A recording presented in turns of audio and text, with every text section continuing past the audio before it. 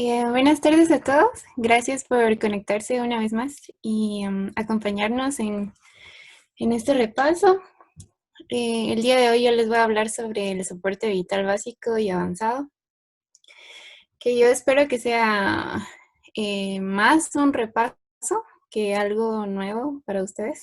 Creo que para la mayoría es un repaso porque ya vieron que la U como que nos mete al curso ese de los bomberos voluntarios, entonces, y de la Cruz Roja creo que es más. Entonces nos dan como un acercamiento a esto que es importante eh, tanto para el manejo extrahospitalario como para el manejo intrahospitalario. Entonces vamos a empezar porque ya vieron que Zoom no perdona. Y gracias por su puntualidad. Entonces, aquí algo importante en esta diapositiva es ver que en la mayoría de bibliografías encontramos como las abreviaturas para esto, como BLS o ACLS, porque son las abreviaturas en inglés y se encuentran más así porque como todo está avalado por la American Heart Association, entonces es más fácil buscar bibliografía poniendo estas siglas y más actualizada. Entonces, viendo el contenido así general, vamos a hablar un poco sobre algunos conceptos generales. Vamos a ver sobre el soporte vital básico. Este está más enfocado para adultos porque yo sé que ustedes van para la medicina interna. Entonces, es para adultos porque para niños es otro rollo que ya en su momento ustedes lo van a ir descubriendo. También vamos a ver algo que es muy importante, que es la dinámica de equipo, y vamos a platicar un poco sobre conceptos éticos acerca de esto. Entonces, entrando a los conceptos generales, vamos a ver qué es una parada cardiorrespiratoria. Entonces, se dice que la parada cardiorrespiratoria es una situación clínica que cursa con interrupción brusca e inesperada y que es potencialmente reversible. Y por eso es la importancia de que nosotros sepamos estas maniobras, porque aparte de que por paro cardiorrespiratorio es como la principal causa de muerte, eh, es potencialmente reversible. Entonces, que nosotros hagamos un RCP inmediato puede ayudar a, a mejorar la supervivencia de la persona. También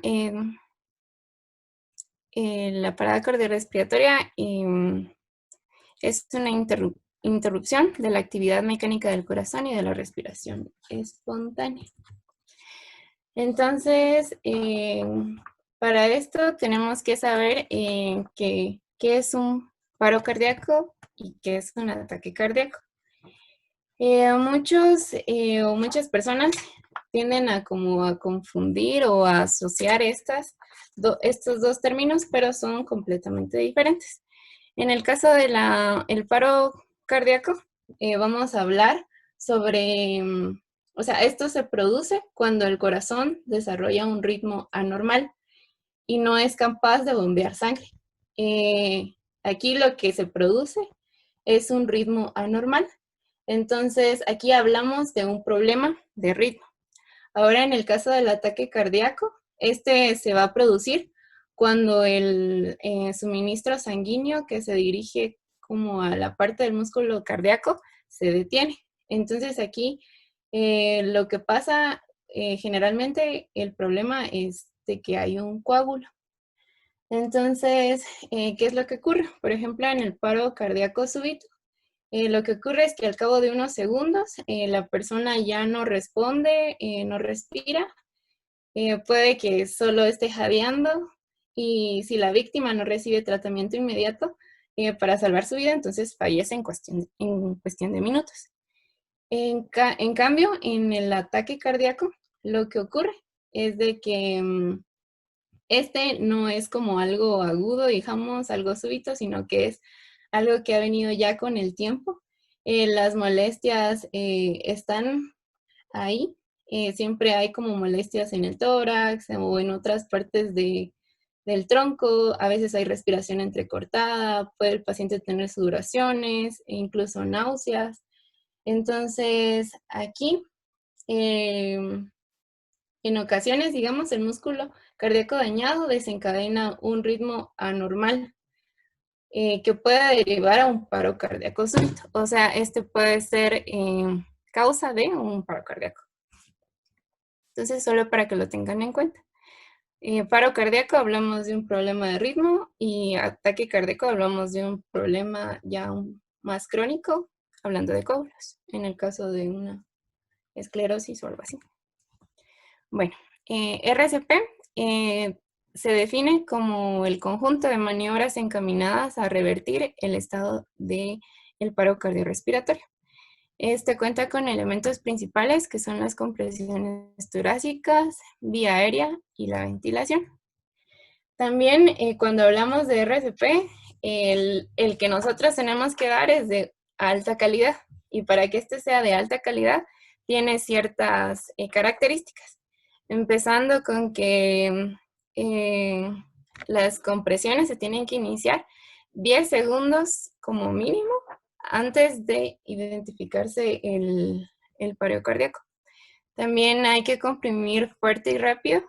La frecuencia es de 100 a 120 compresiones por minuto y la profundidad tiene que ser al menos de 5 centímetros o 2 pulgadas en adultos. También después de cada compresión nosotros tenemos que permitir una expansión torácica completa.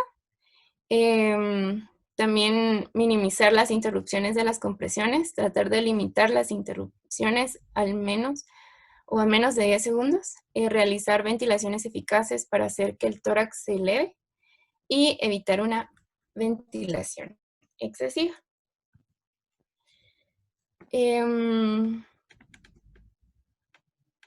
Los objetivos de la reanimación, entonces, como les mencionaba, el paro cardiorrespiratorio es algo reversible, entonces, entre los objetivos es primero preservar la vida, recuperar la salud del paciente, aliviar el sufrimiento y entre menos tiempo esté la persona en un paro, obviamente va a tener menos discapacidad, entonces también este es uno de los objetivos, pero siempre hay que tomar en cuenta que hay que respetar las decisiones y los derechos de cada persona, porque hay quienes deciden que no se les realice estas maniobras, entonces tenemos que tener en cuenta eso. Otro concepto es sobre la cadena de supervivencia. Esta se refiere a los elementos que contiene el sistema asistencial de atención cardiovascular de emergencia. Entonces, aquí, por ejemplo, vamos a ver que hay dos cadenas de supervivencia diferenciadas que van a depender de la situación y de la disponibilidad de los reanimadores y sus recursos. Estaba el dependiendo del paro cardíaco extrahospitalario y el paro cardíaco intrahospitalario. Aquí miramos lo que es la cadena de supervivencia para el paro cardíaco extrahospitalario. Entonces aquí miramos, voy a ver.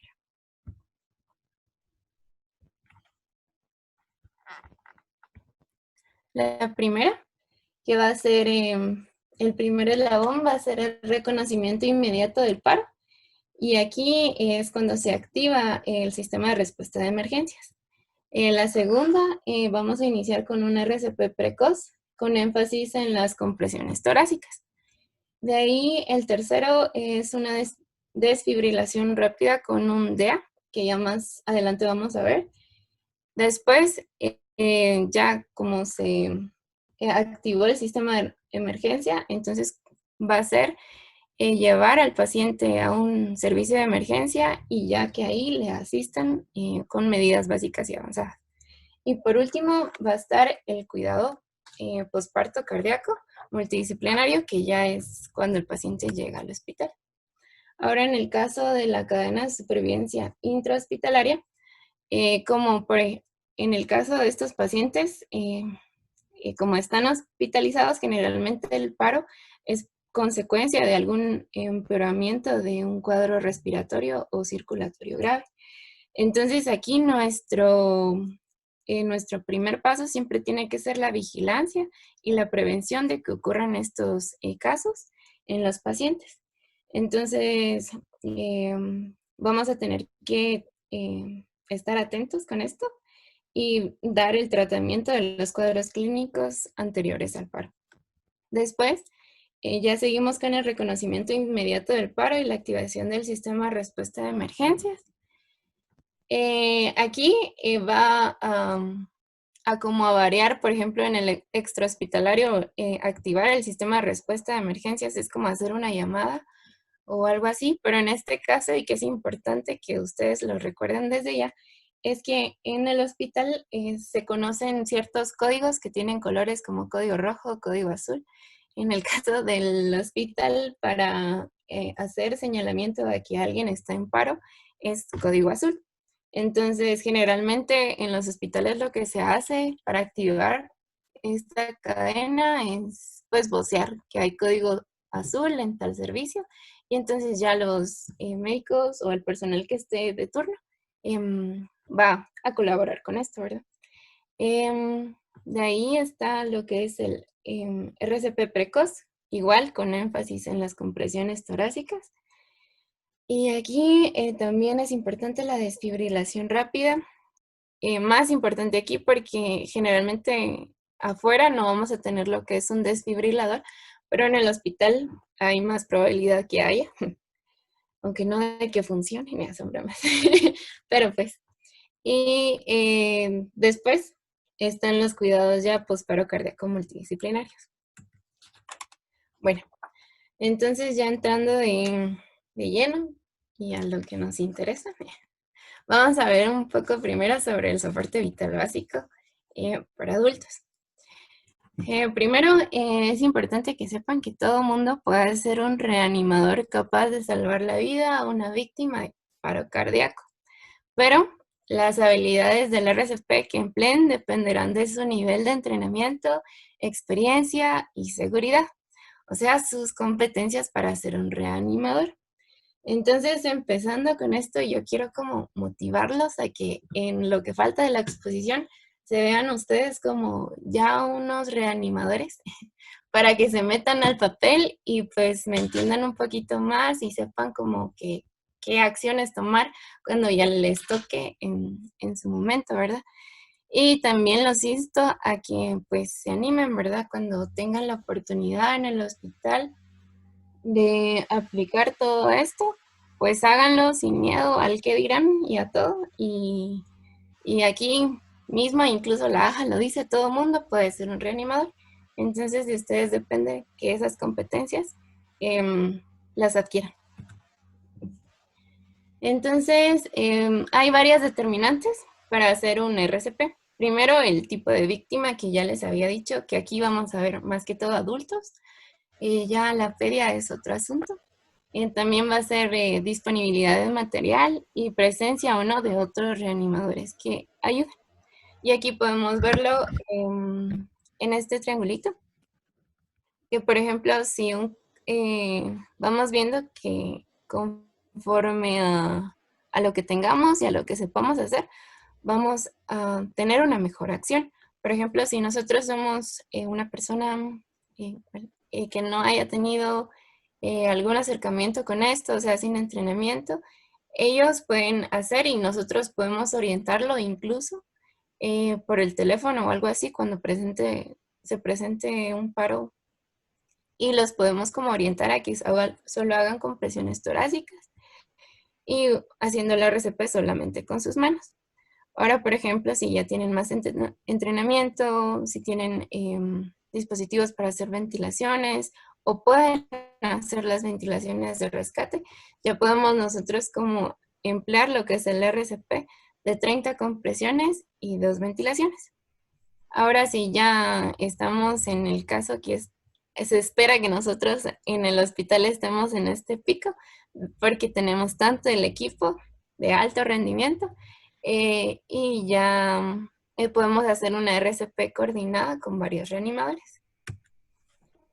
Bueno, entonces aquí les muestro lo que es el algoritmo del paro cardíaco en adultos.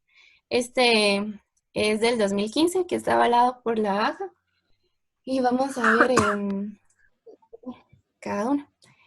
Primero, el soporte, hay como que tiene que tener una diferencia y creo que todavía no la he explicado, pero en el caso del soporte vital básico y el soporte vital avanzado, la diferencia es que el básico generalmente uno lo emplea en casos extrahospitalarios y el avanzado, por obvias razones, en intrahospitalarios y entre las diferencias está en la administración de medicamentos, en la desfibrilación, en el equipo que tengamos para reanimar. Pero a lo que voy es de que aquí nos enfoquemos en que estamos en un área extrahospitalaria y vamos a hacer un RCP. Entonces, primero vamos a confirmar la seguridad de la cena para no poner nosotros en peligro, ¿verdad? Porque no sabemos cuál fue la causa del paro. Entonces, para no ponernos en nosotros en peligro y ser nosotros también una víctima, entonces primero hay que ver cómo está la escena. Después, vamos a ver, dirigirnos ya a la víctima y ver si nos responde. Si no responde, entonces ya activamos el sistema de respuesta de emergencias, pidiendo ayuda a personas que estén cercanas. Y esto con el fin de que venga ya sea una ambulancia o algo para llevarlo a, a un hospital. O en o para obtener un desfibrilador. Entonces, esto es como el punto 1 y el punto 2 que lo vamos a ver aquí. Perdón.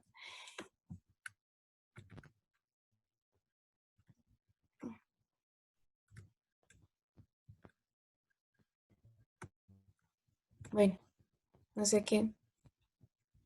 Perdón. Entonces, en el punto 1, lo que hay que hacer primero en esto es evaluar. Vamos a evaluar el pulso y evaluar la respiración del paciente.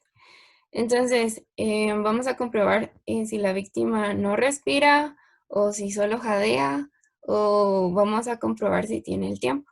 Generalmente aquí se da un tiempo de 10 segundos, entonces nosotros tenemos que hacer tanto la comprobación del pulso como la comprobación de la respiración en este tiempo. Y vamos a obtener distintas respuestas. Como les mencionaba, se evalúa la respiración y el pulso en un periodo de 10 segundos. Para evaluar esto en este tiempo se recomienda que mientras nosotros estamos evaluando el pulso, que generalmente se ubica el pulso carotídeo, que para esto nosotros ubicamos lo que es la tráquea con 2 dedos y ubicamos también la línea oblicua de los músculos y entre ese ángulo es que encontramos la carotidia. Entonces, sintiendo ese pulso durante 5 segundos como mínimo y al mismo tiempo que ubicamos esto y le miramos el tórax para ver si hay expansión y si no lo encontramos, entonces ya iniciamos con lo que es la RCP. Entonces, en esta primera evaluación nosotros vamos a tener distintas como respuestas. Vamos a ver si tenemos, si la víctima respira con normalidad y tiene pulso. Entonces solo tenemos que vigilar la víctima y ya.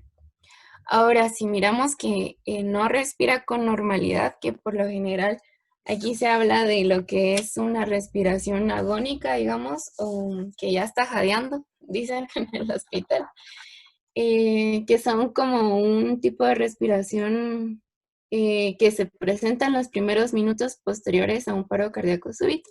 Entonces, por eso hay que estarlos vigilando también.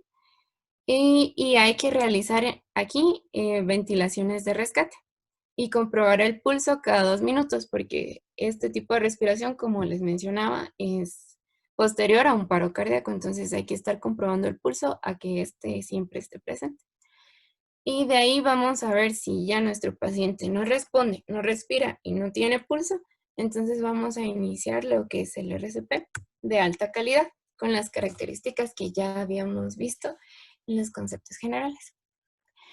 Entonces, aquí me pasa otro tema. En el caso de que nuestro paciente no respire con normalidad, vamos a iniciar primero, y solo en este caso, vamos a iniciar con las ventilaciones de rescate. Anteriormente, en las guías del 2010, siempre se decía que antes de iniciar con el RCP, teníamos que hacer una ventilación de rescate inicial, pero ahora en el 2015 mencionan que una vez nosotros encontremos a nuestro paciente en paro evidente, de una vez iniciamos a hacer compresiones, que son más importantes a realizar la ventilación de rescate. Solo en el caso entonces vamos a iniciar con la ventilación de rescate. Entonces, esta se hace cuando la víctima no responde, no respira, pero tiene pulso. Entonces hay que realizar una ventilación cada 5 a 6 segundos. Cada ventilación debe durar aproximadamente 1 segundo. Y tenemos que notar que el tórax se eleve y que este sea visible. Y siempre hay que estar comprobando el pulso cada 2 minutos. Entonces, para hacer la ventilación de rescate, vamos, ahí sí que tiene como que su técnica también. Y para esto nosotros lo que hacemos es, ahí sí que colocar las manos como ven aquí en la imagen. Vamos a colocar la mano derecha en la frente, tapando los orificios nasales con nuestra mano y elevando lo que es el mentón. Para esto hay que tener como en hay que tener algunos puntos en cuenta, que por ejemplo, ahí sí que si todos se lo tocan ahorita, van a notar que tienen como también la parte blanda, entonces nosotros tenemos que tocar en la parte durita de la mandíbula, porque si presionamos en la parte blanda, en vez de abrir nuestra vía aérea, lo que estamos haciendo es ocluyéndola, entonces hay que tomar en cuenta de que no nos pase esto. Entonces, esta es la técnica para hacer la ventilación. Ahora, en el caso de que no respire, no responda a nuestro paciente y no tenga pulso, entonces ya entramos a la segunda parte de lo que es la cadena o el algoritmo para el paro. Aquí entonces ya iniciamos nosotros con ciclos de 30 compresiones y 2 ventilaciones, en lo que esperamos a que llegue el DEA. Y ya con el DEA o desfibrilador, entonces nosotros vamos a comprobar nuestro ritmo y ver si es desfibrilable o no. Ahora en el tema de las compresiones, estas para que sea un RCP de alta calidad, las compresiones obviamente tienen que ser de alta calidad también. Entonces, primero tenemos que tener nuestra víctima boca arriba, obviamente, en una superficie plana. Y aquí, bueno, en el hospital se van a dar cuenta que cuando estamos, hay quienes corren a traer una tabla, porque existe esta tabla para hacer las compresiones, porque generalmente nuestros pacientes están en una cama, y si la superficie no es firme, nuestra fuerza, en vez de hacer hundimiento en el tórax, hacemos más hundimiento en el colchón. Entonces, por eso es necesaria esta tabla. De ahí tenemos que colocar el talón de nuestra mano sobre el centro del tórax de la víctima, en la mitad inferior del esternón. Creo que aquí hay una imagen, podemos verlo aquí. Entonces colocamos nuestro talón a la mitad inferior del esternón. Después, la otra mano se coloca encima de la primera y aquí tenemos que poner nuestros brazos firmes y las sombras directamente sobre las manos. O sea, aquí tienen que tener esta posición para hacer las compresiones. No se vale que como que doblen los codos al momento de hacer las compresiones, sino que la fuerza la tienen que hacer ahí sí que con la espalda, con los codos. O sea, es como un ejercicio de tríceps y no de bíceps, para que me entiendan un poquito. También hay como otra alternativa. Hay quienes les cuesta esta posición y tener como entrelazados los dedos o se cansan o algo, o les es mejor. Es igual colocar una mano o el talón de la mano, como ya les había mencionado aquí, y la otra la cruzamos con la muñeca y hacemos la misma presión. Pero sí, lo importante aquí es que la fuerza se haga desde la espalda y no desde los codos. La frecuencia es de 100 a 120 latidos por minuto. En la AJA da una como referencia, se las voy a poner aquí porque aquí la tengo, de una canción que es como llevar el ritmo de Beaches, Stay Alive, algo así, no sé si se escucha. Bueno, pero ahí les dejo el dato y el nombre de la canción para que ustedes practiquen ya en su casa. Pero siguiendo el ritmo de esta canción, se consigue lo que es la frecuencia de 100 a 120 compresiones por minuto. La profundidad es importante, que sea 5 centímetros, pero no más, porque si nosotros hacemos más de esta profundidad, causamos lesiones en el tórax. Entonces, es dentro de 4 y 5, pero no más. También es importante la expansión torácica, no hacer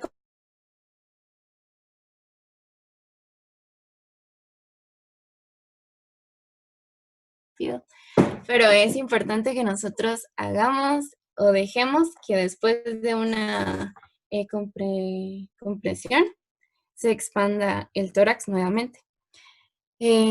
Como ya había mencionado, hay que reducir al mínimo las interrupciones de las compresiones y hay que cambiar reanimadores cada 2 minutos para evitar fatiga. Y esto es muy importante y cuando estén en el hospital, no se hagan de los que todavía aguantan, porque ahí sí que tienen que ver el beneficio de su paciente y es mejor a que alguien que no haya hecho continúe con las compresiones, a que ustedes por darse, no sé, por subirse un poquito el ego, sigan dando compresiones como que si tuvieran, como que si todavía pudieran aguantar. Entonces es mejor cambiar el reanimador cada 2 minutos para que sea de alta calidad, con la misma fuerza. Y eso. A ver, ahorita vamos a hablar un poco de las ventilaciones. Como ya les había mencionado, sobre la apertura de la vía aérea, un poquito en el caso de la ventilación de rescate, pero aquí está un poquito más específico.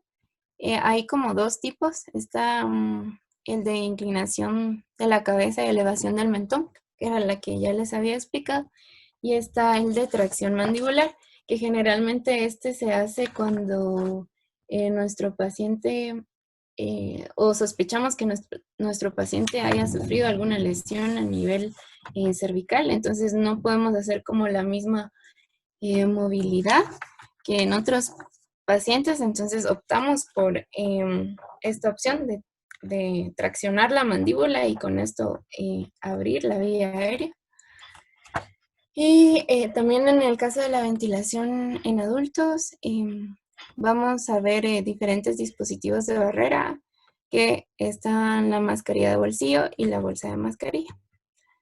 Entonces aquí podemos observar, esta es la primera que les mencionaba, de inclinación de la cabeza y elevación del mentón, que como ya les había dicho, hay que colocar la mano en la frente del paciente y elevar con la otra la vía aérea para que ésta se descubra, y no hay que tocar mucho en la parte honda para evitar oclusión.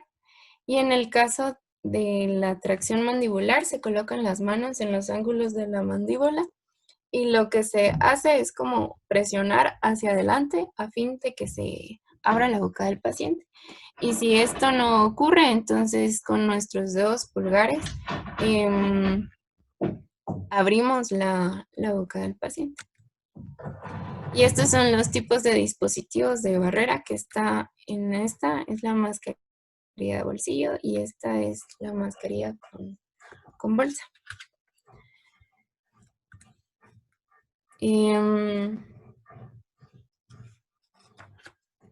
Para colocar los dispositivos, ya sea la bolsa de mascarilla o la mascarilla, tiene como que su técnica también. En el caso de esta vamos a ver una técnica de sujeción que se llama CE, porque vemos en la parte superior, vamos a tener una figura de C y abajo una de E. Esta con el fin de que hagamos bien el botón hermético para que la ventilación sea la correcta.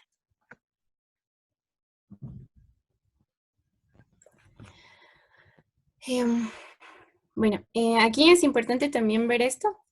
Por ejemplo, si nuestro paciente o si nosotros no tenemos un dispositivo como avanzado de vía aérea, que ya sea de boca a boca o dispositivo bolsa mascarilla o mascarilla de bolsillo, entonces lo único que se hace es hacer la frecuencia de 100 a 120 compresiones por minuto y por cada 30 compresiones dar 2 ventilaciones.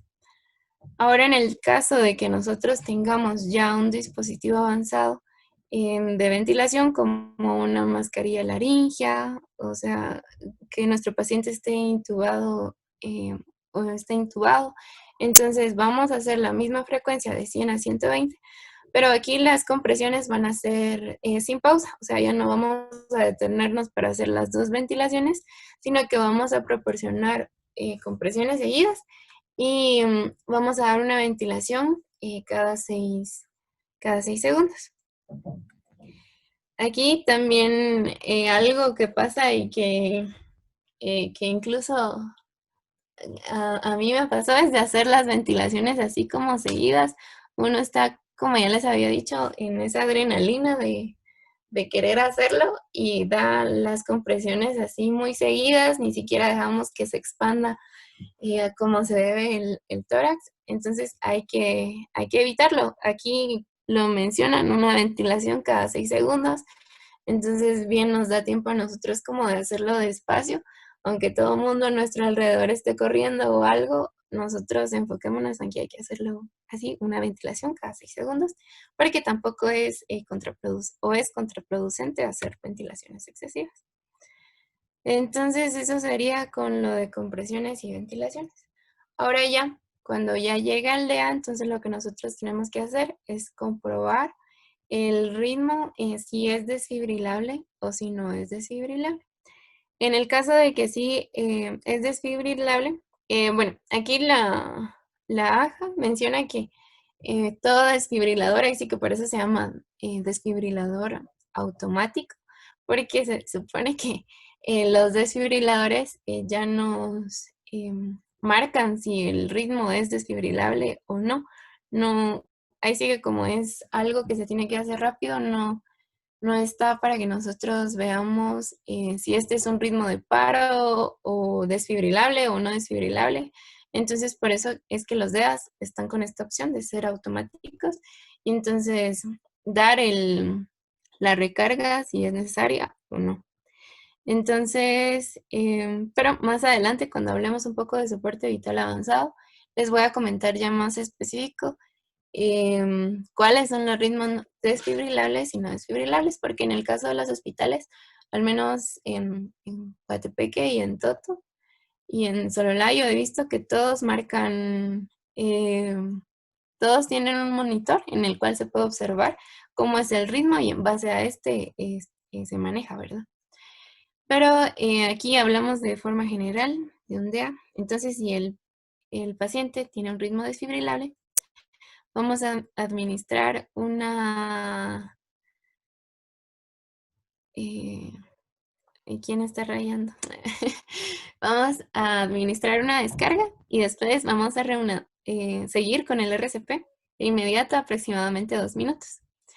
De ahí vamos a continuar hasta que como estamos en un área extrahospitalaria y este es soporte vital básico, entonces vamos a continuar dando esas compresiones hasta que profesionales del soporte vital avanzado o llegue al centro de emergencia o algo, llegue nuestro paciente. Ahora, si no es desfibrilable, entonces vamos a continuar solo con las compresiones con el RCP hasta que indique el DEA que ya es un ritmo desfibrilable. Y esto vamos a seguir hasta que ya llegue nuestro paciente a un centro de emergencias. Por esto nos lleva a lo siguiente, que es un DEA, desfibrilador externo automático, que es un equipo ligero y portátil que puede identificar un ritmo cardíaco anormal y que precisa una descarga. Puede administrar una descarga capaz de interrumpir el ritmo anormal y restablecer el ritmo normal del corazón. Como les mencionaba en la definición de paro cardíaco, lo que hay ahí es un problema de ritmo. Entonces, nuestro DEA lo identifica y dependiendo de esto, entonces se da la recarga y ya se restablece el ritmo normal, ¿no? El tiempo que transcurre entre el colapso y la desfibrilación es un factor importante para la supervivencia a un paro cardíaco súbito provocado por fibrilación ventricular o taquicardia ventricular sin pulso. Esto lo menciona mucho Laja, que es muy importante. El uso del desfibrilador pronto porque aumenta la supervivencia. Entonces, un DEA analiza el ritmo cardíaco para identificar la presencia de un ritmo que responde al tratamiento con descarga. Si se percibe que es fibrilación ventricular o taquicardia ventricular sin pulso, el dispositivo avisa de la administración de una descarga eléctrica. Estos son los dos ritmos desfibrilables, pero más adelante los vamos a ver, entonces aquí los paso así. Y este detiene una fibrilación ventricular o taquicardia ventricular sin pulso y restablece el sistema eléctrico del corazón para posibilitar el retorno de un ritmo cardíaco regular. Entonces, nuestro DEA debemos mantenerlo con batería.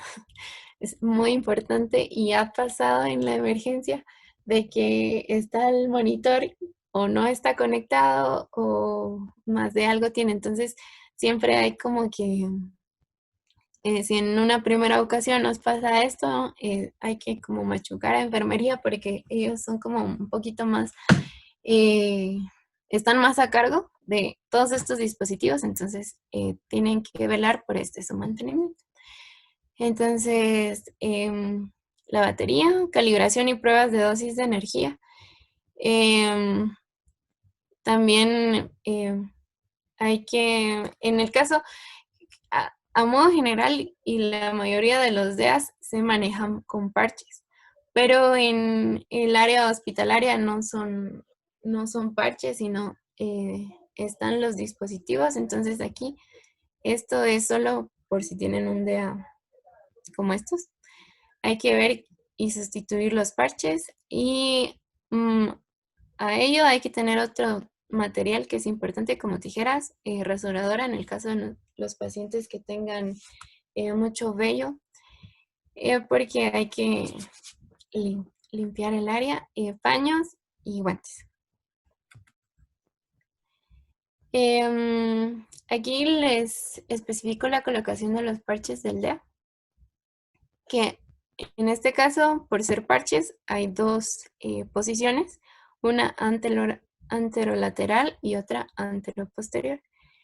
La anterolateral es la misma que se hace en el caso de los monitores que generalmente se encuentran en el hospital con los dispositivos metálicos, digamos, no parches.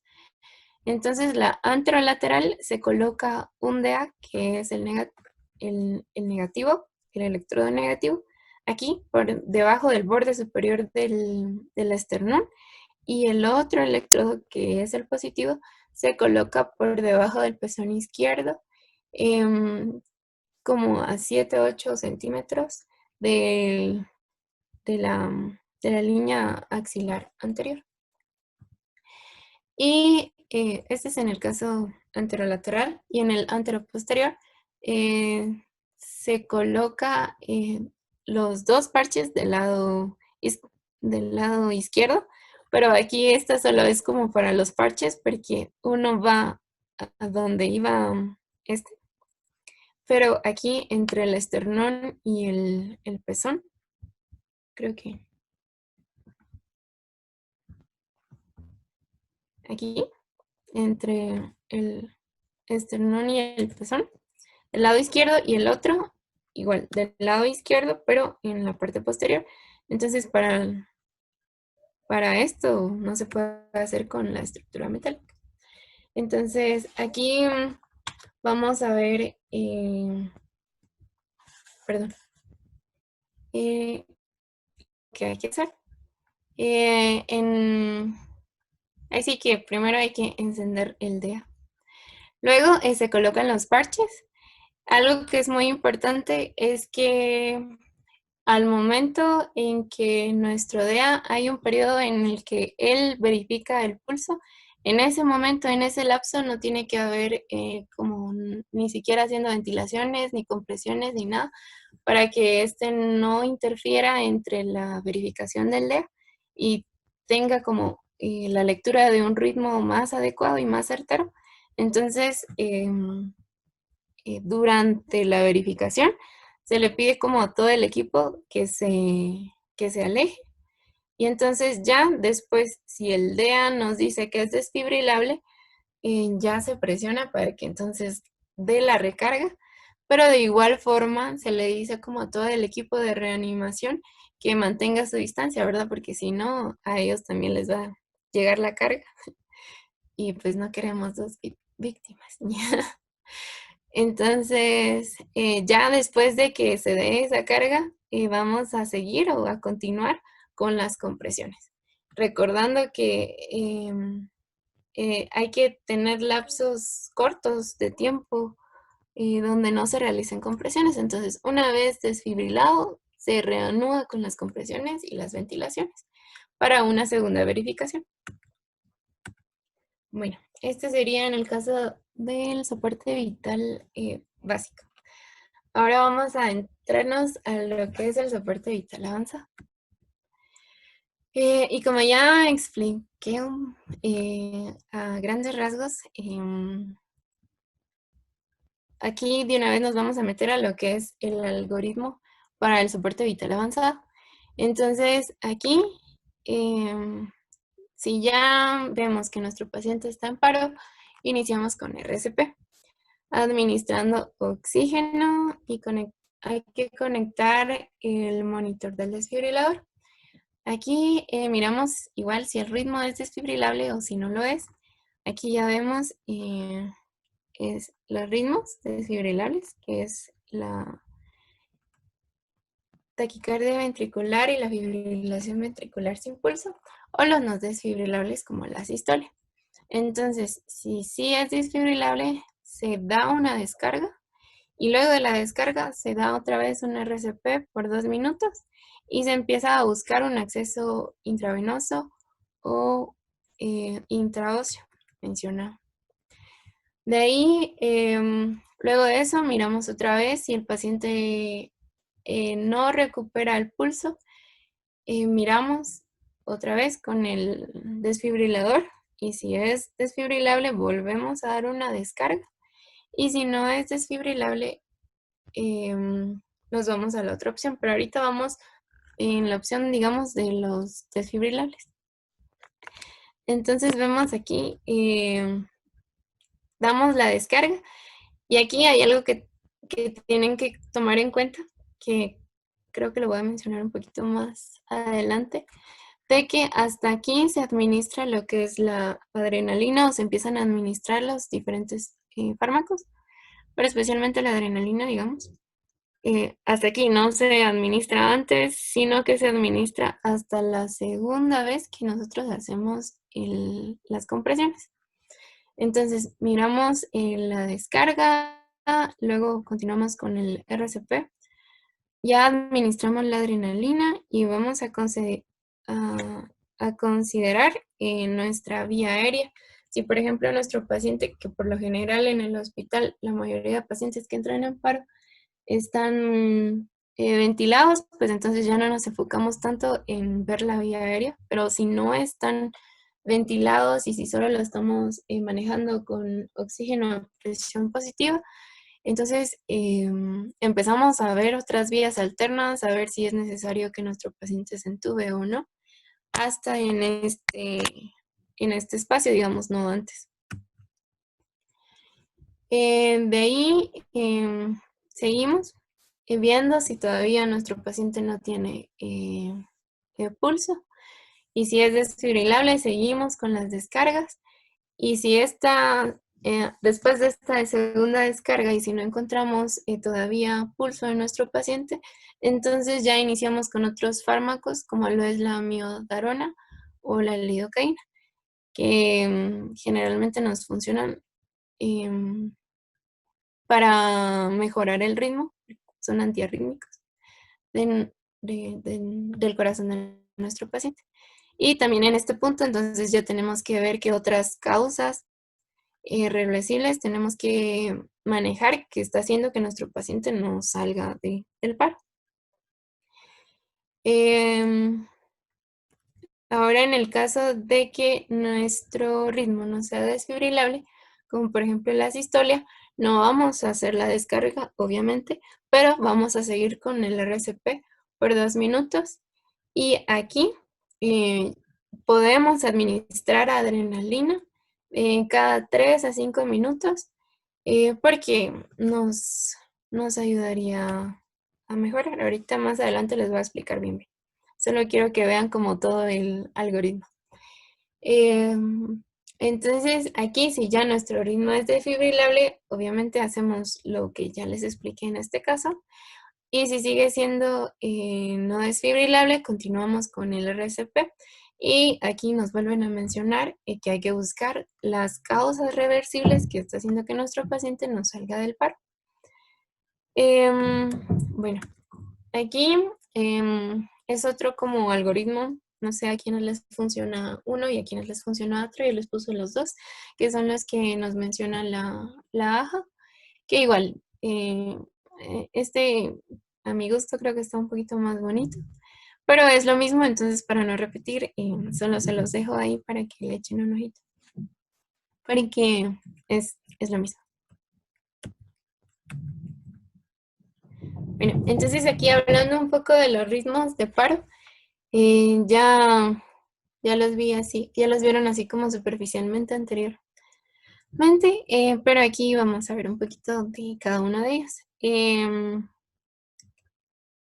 Estos son los 4. Está fibrilación ventricular, taquicardia ventricular sin pulso, asistolia y actividad eléctrica sin pulso. Estos 2 primeros, como ya vieron, son los desfibrilables y los 2 segundos son los no desfibrilables. Entonces vamos a ver cada uno.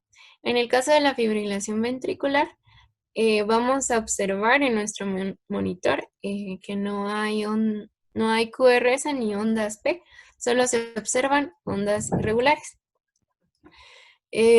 Para hablar de fibrilación ventricular, eso es como bastante amplio, pero como aquí lo que me interesa es como que sepan cómo reconocerlo a la hora de que ustedes lo vean en un monitor o algo así.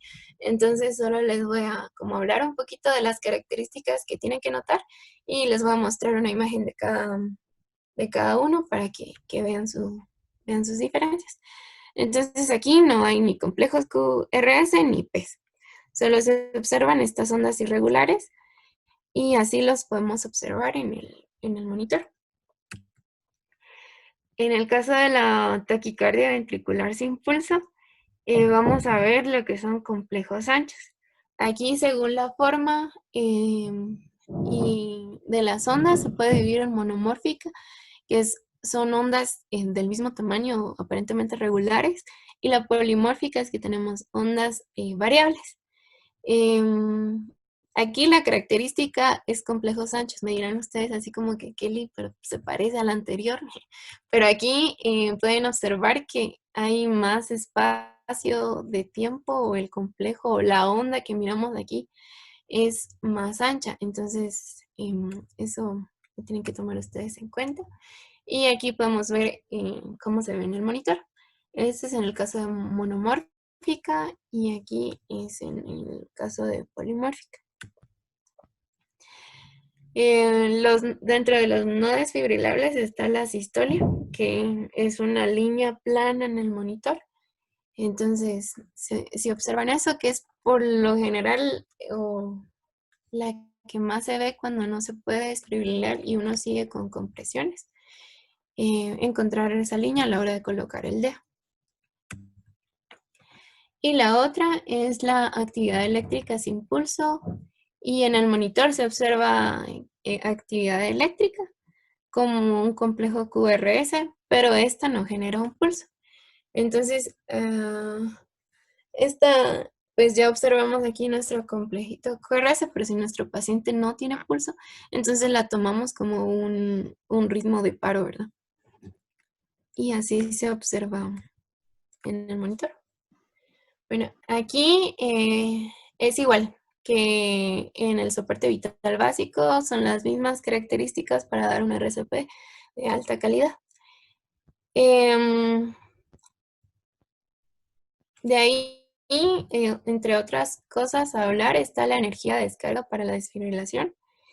En el caso de ser una bifásica, la recomendación, digamos, del fabricante es de que se empiece con una energía de 120 a 200 joules en la primera desfibrilación. Y en la segunda descarga, entonces ya deben ser como equivalentes a la primera, o ya se considera, depende de la patología del paciente, en administrar superiores. O si vamos a dar, ahí sí que un mismo tipo de descarga, entonces optamos por una monofásica de 360 joules para todas las desfibrilaciones. En el caso de los fármacos, vamos a tener algunos puntos importantes. Aquí primero la dosis, ya sea intravenosa o intraósea, de adrenalina es de 1 miligramo cada 3 a 5 minutos. En la dosis de amiodarona, en la primera dosis puede ser un bolo de 30 miligramos y la segunda dosis de 150. O ya sea, ahorita les voy a explicar un poco en qué casos aplicamos amiodarona o en qué casos lidocaína, pero no las dos.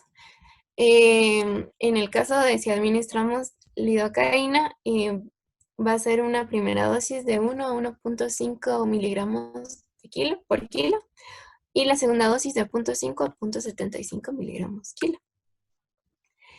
Entonces, aquí hay que tener algo importante acerca de la administración de los medicamentos. No hay pruebas suficientes, dice la AJA, para identificar en qué momento es óptimo la administración de epinefrina y de los antiarrítmicos, como la adrenalina y la amiodarona, que no hay un estudio, digamos, consolidado, sino que todo ha sido por consenso de expertos, viendo qué le funcionaba mejor a cada quien, pero no hay algo de base que nos diga en este momento mejora la supervivencia del paciente o cosas así. Solo ha sido por consenso. No hay nada escrito, por decirlo así. Entonces, la epinefrina, en el caso de ritmos no desfibrilables, si se acuerdan del algoritmo, si lo tienen en su cabeza, todo el lado derecho, yo les mencioné que primero se daba el RCP de alta calidad y la epinefrina, en este caso, no desfibrilable, hay que administrarla tan pronto como sea posible. ¿Por qué? Porque aquí es necesario optimizar lo que es la presión de perfusión cardíaca. Entonces, como la epinefrina es un beta adrenérgico y esa, por lo tanto, nos constriñe, Entonces va a ayudar a mejorar esta presión de perfusión cardíaca. Entonces, esto lo que va a hacer es que, por ejemplo, si el ventrículo es isquémico y no tiene un ritmo espontáneo, va a continuar así hasta que nosotros no mejoremos esa perfusión. Entonces, por eso es importante en este caso de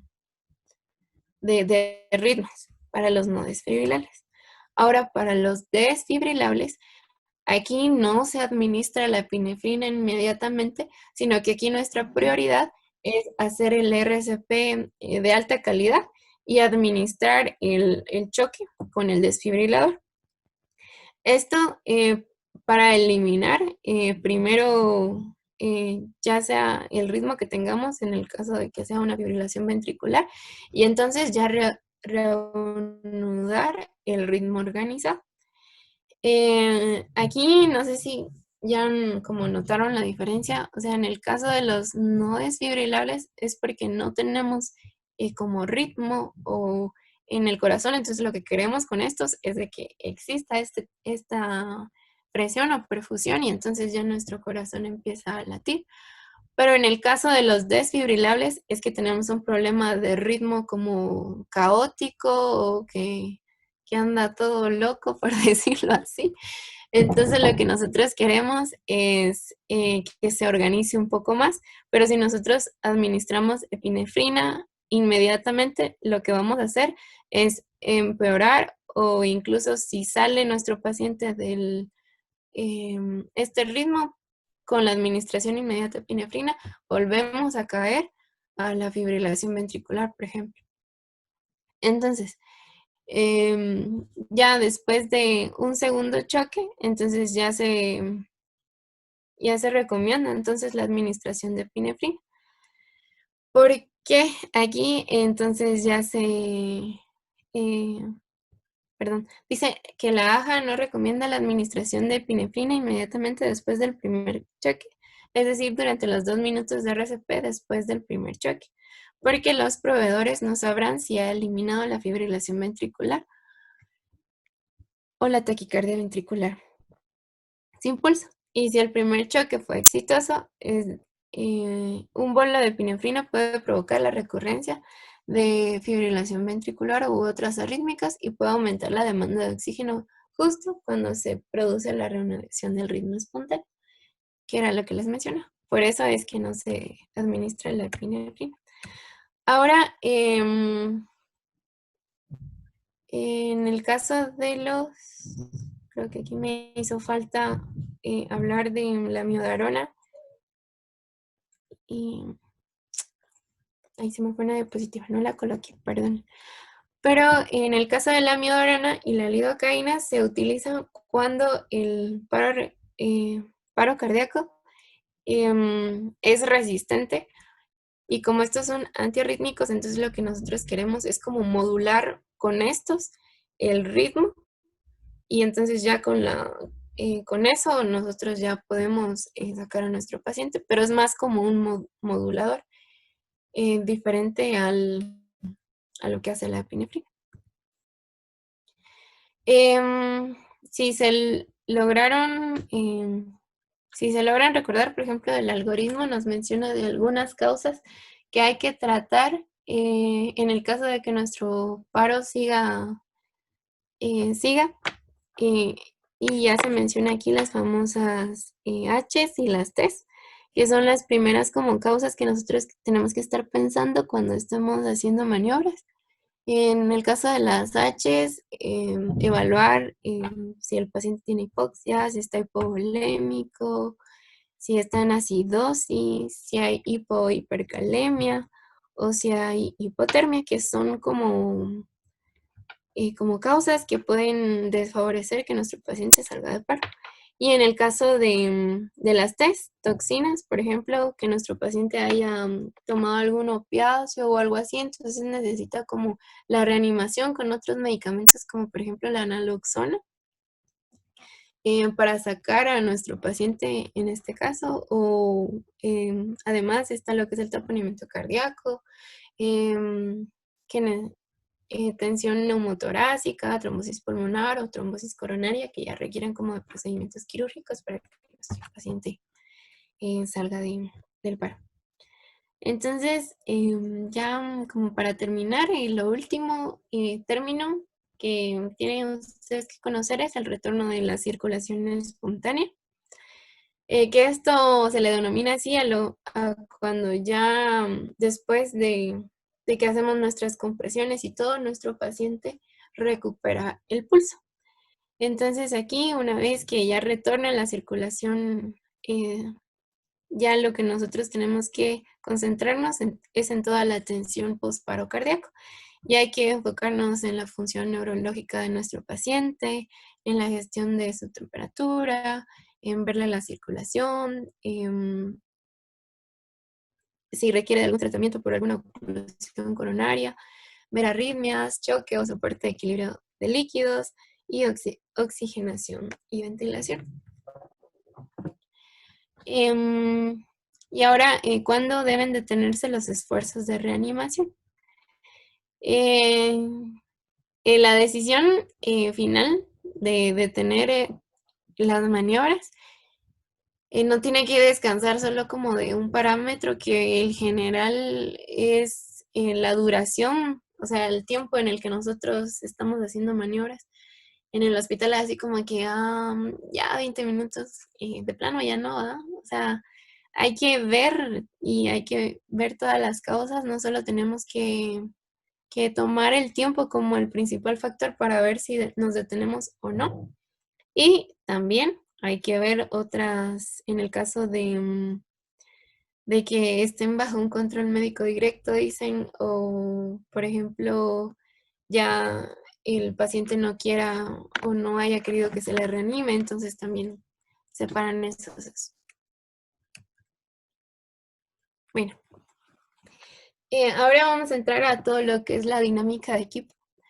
Yo espero que me hayan entendido en lo anterior, porque entonces así tienen como ustedes una visión amplia de las funciones o qué es lo que pueden hacer ustedes mientras están dando RCP o mientras un paciente entra en paro.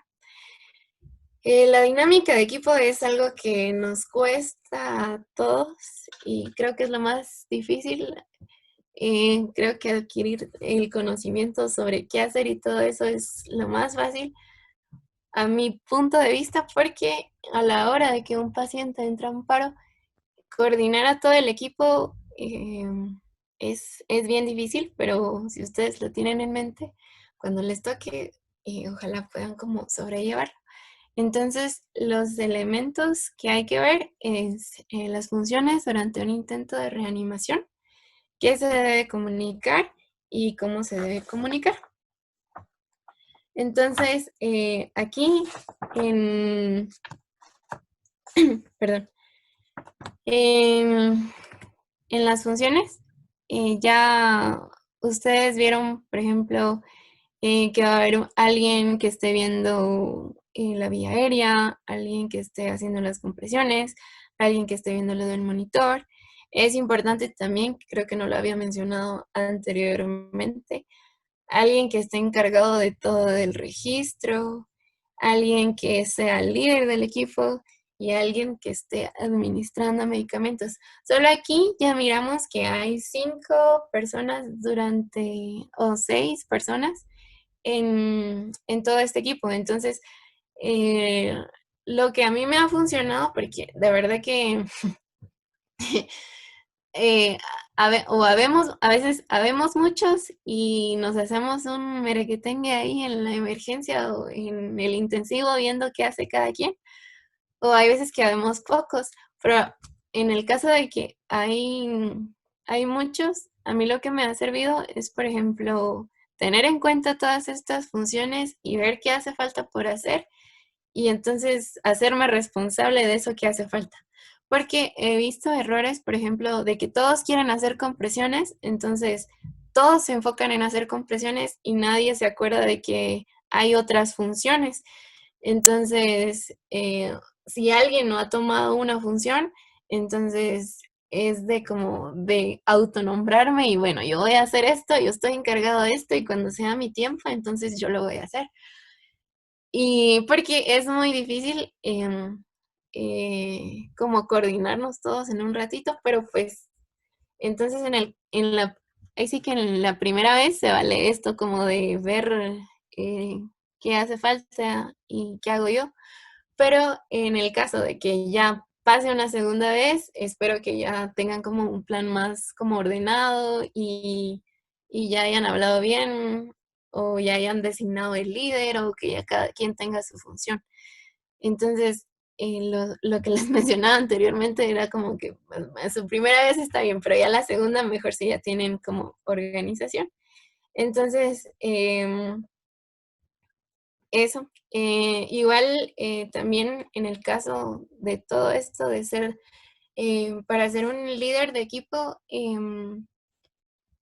pues también ha tocado, por ejemplo, de que todos quieren dirigir a su manera y yo creo que también es como un sano consejo ver que si alguien quiere dirigir y dejarlo, porque así no hay como tantas diligencias y todo desorganizado, sino que si alguien ya se autonombró o lo nombraron para ser líder, entonces déjenlo ser para que no haya tanta interrupción y pues todos se concentren en el paciente. Y pues eso sería. Entonces aquí les dejo un meme. Ojalá sí sea así, por favor, espero con todo el corazón de que algo les haya servido. Y muchas gracias por su atención. Y aquí están las bibliografías, por si quieren buscar un poquito más.